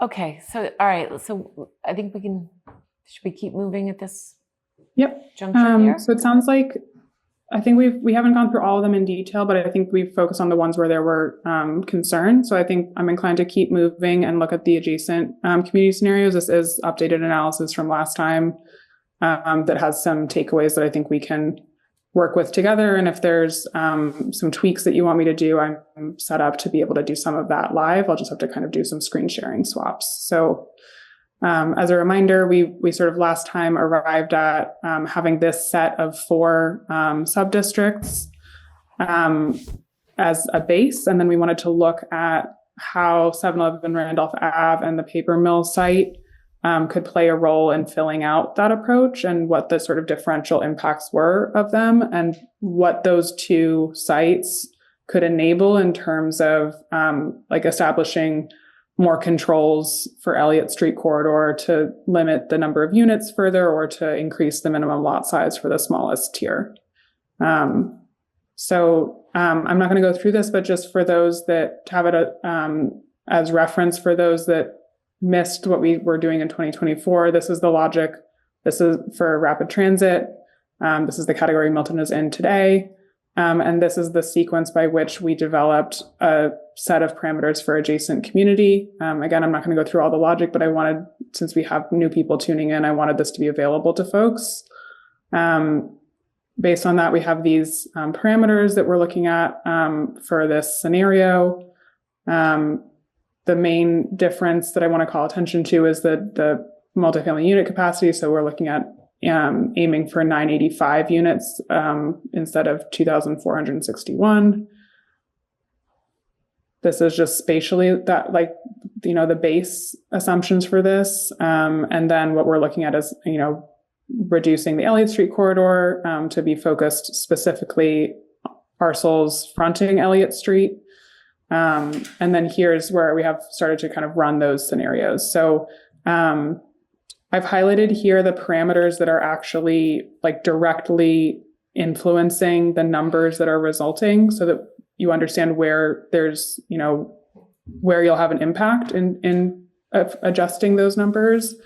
So this is a scenario where we look at the kind of the base of Granite Ave, Mattapan Station, the Elliott Street corridor, and Blue Hills Parkway, plus just 711 Randolph Ave, and holding to the parameters that we have developed together for Elliott Street corridor that allows for 4 units on the larger parcel size tiers and starts at 6,000 square feet for minimum lot size for that smallest tier.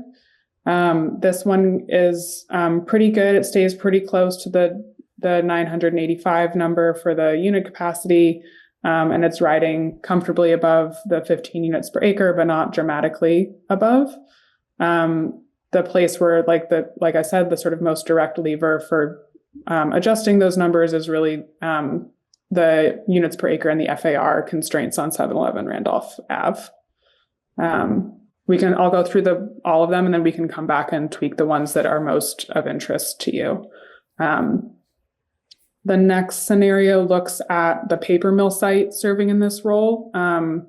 As a starting point, I penciled in these numbers, but I think we should continue talking. If this is, if we want to move forward with it, we should continue talking about what density would enable the paper mill site to be a viable development site. Our sort of guess is that something between 125 and 150 units and 6 stories would be about where the development community would need to see this to be able to have this be considered for the development that would be needed there in terms of investment in infrastructure and access. Obviously, there's a lot more that would need to be done to confirm the actual feasibility thresholds for a development here, but just at sort of high level, maybe Matthew, you can speak a little bit to some of the sort of our work experience that informs some of that thinking.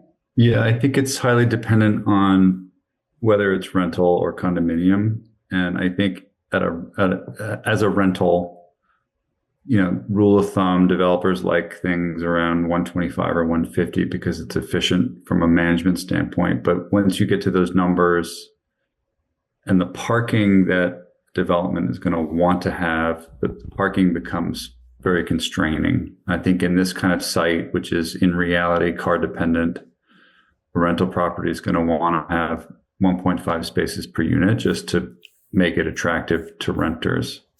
I can see a scenario where a developer might take another path, which is to develop large, expensive condos that have less of a parking footprint, but get maybe more value from the development itself. So I think it could sort of go either way.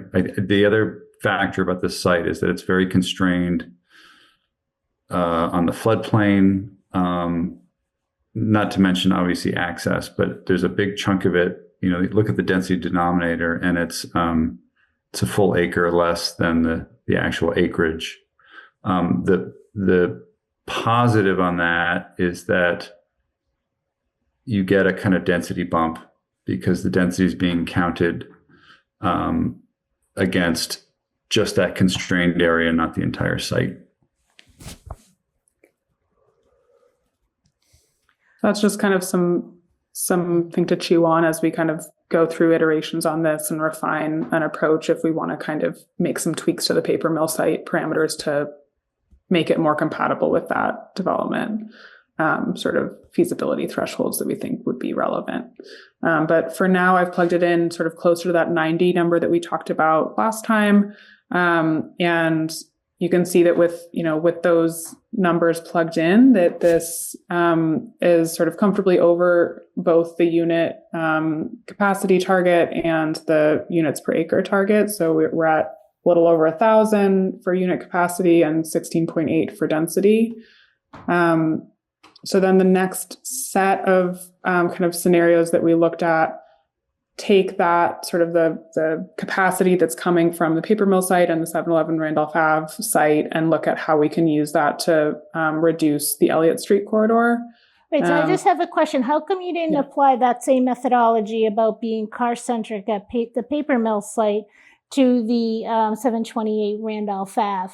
The 728 Randolph Ave site is way more car-centric than the paper mill site, but yet you're only saying the paper mill site is 90 units. That's your recommendation. And then at the Randolph Ave site, you're saying it's 120. They're dramatically different acreages, and the access for the paper mill site is very constrained in terms, like the infrastructure investment required is very different. But I hear you. It's a planning decision about, where units should go, where it's appropriate to have housing. But there's also the paper mill site has a lot of really specific constraints on it that make it more difficult to solve for development, and therefore make the density more important to make it viable. So I would think the paper mill site, the density should be increased over 90 and even over 150. If you're trying to make it more attractive to a developer, I think that's a site that can handle more density.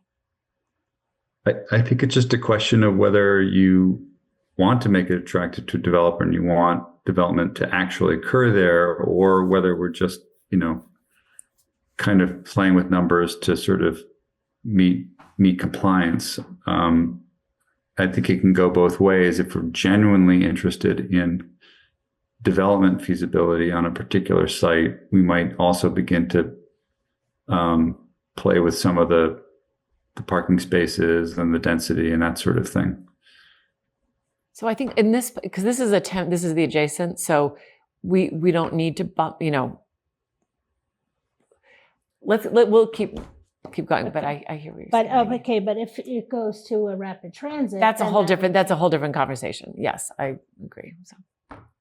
Yeah, so this site also factors into the rapid transit scenario. It's one of the ones we'll be folding into that analysis, but we just haven't done it yet. So it might be that it is penciled in with different parameters for the two scenarios that we're evaluating it for.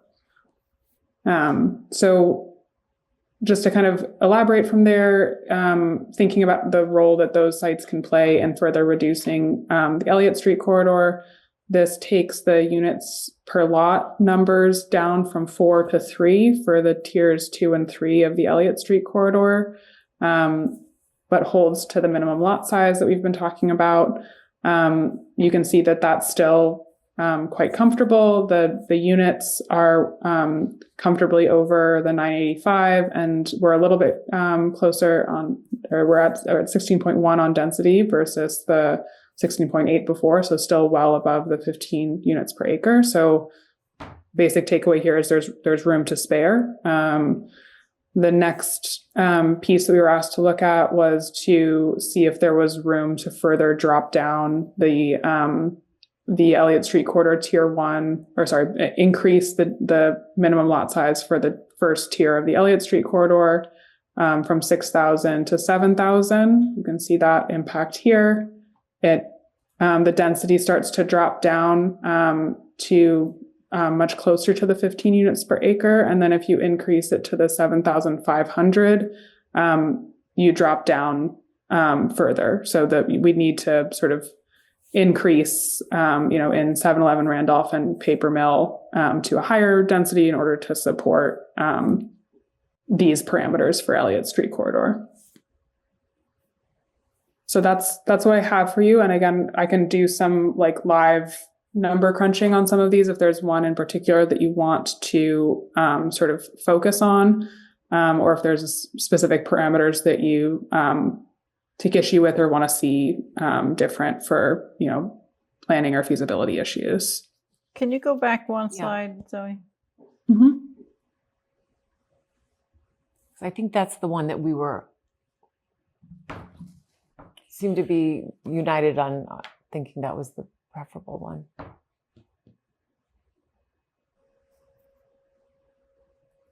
So what I would say about the Elliott Street corridor here, it's very similar to what it was in the 2023, just a 500 square foot lot size difference. So from what people understood about the Elliott Street corridor there's not much change here. So then it becomes, I'm sorry, at 7,000 or at 6,000? this is at 7, Okay. and it gets us at 15.2 and closer to the target. And then it keeps Granite Ave North, which we've all agreed is a good location. I think we've agreed 7-Eleven is good, and the paper mill site is good. So I do think I think this is ready to take to the public and get feedback on as a 10%. And this hypothetical. allows that reduction of that of the Elliott Street corridor, the boundaries, boundary Correct. reduction. Yeah. Yeah, all of Which I think these is scenarios really that I'm important. showing you today That was a great assume that. Okay. Yeah, I would say this would be I would So I think this would be the most this is ready desirable. to present. And then hopefully we can be at a place on the rapid transit at our next meeting to feel the same way, that it's ready to present. And maybe it has a couple of options that are presented, that people can weigh in on. And then weigh the in on. statute would be ready too. So we're in a better place. And I agree that I would look at things differently for a 10%, an adjacent versus a 25% would have to be looked at differently, and that's the problem where I feel like the 25% plan, I feel like we end up feeling like we're putting a square peg in a round hole. Correct. And that's why we're struggling. That's why we've struggled for 3 So, years, because 25 is just really difficult to get to. Because we don't have the land area. Half of it's in Boston. Well, I mean, if we look at this, the paper mill site here is at zone capacity of 109. We've just heard that that's not likely to be economically viable for the particular conditions of this site. And it's probably why the 90 units that the brownfield zoning allows hasn't yielded a project. So we maybe look at that density. Yeah. I think Increasing that density. the reality is here, 7-Eleven Randolph Ave is not going to produce any units. So Granite Ave North, if the office building and the office market continues to not be terribly popular, maybe that would be, but we're really looking at a 10% plan that's not going to yield much new housing. So, Well, do we want to? If we want to yield new housing, go down to 6,000 square feet on Elliott Street. I'm just That'll get you more pointing out housing. the fact that, just saying. according to, this is what the goal of this 10% was, right? To meet the requirements, but I'm just pointing out that it's not likely to yield housing, is all.